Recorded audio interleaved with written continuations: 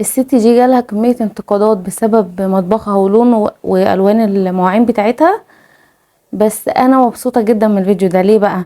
عشان هي عاملة الحاجة اللي هي بتحبها. هي جايبة كل حاجة في مطبخها هي بتحبها. يعني هي مثلا دلوقتي باين قوي قوي ان هي بتحب اللون الموف، جايبة كل حاجة في مطبخها موف.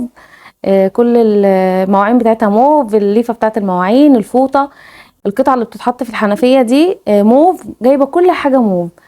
اعملي زيها وما تخافيش من حد. الحاجة اللي تعجبك هاتيها وما تخافيش من كلام الناس وانتقادات الناس.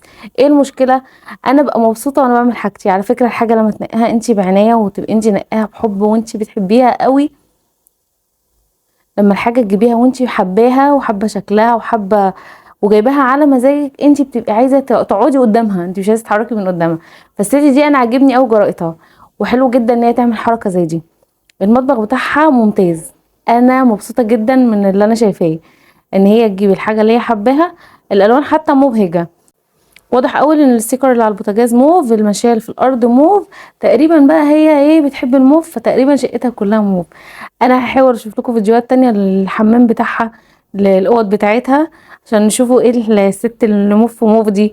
بس الحاجة بتاعتها بصراحة جميلة. الفيديو ده مع انه صغير جدا بس عاجبني قوي الالوان اللي فيه، وانا لقيت هنا ناس حابة اللون الموف قوي، فقلت ليه لا ما شاركوش الفيديو ده عشان تشوفوه.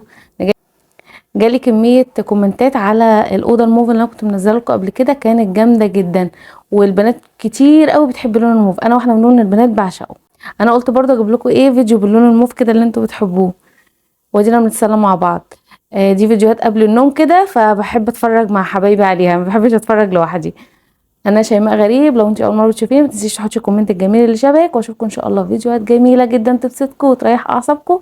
مع السلامه.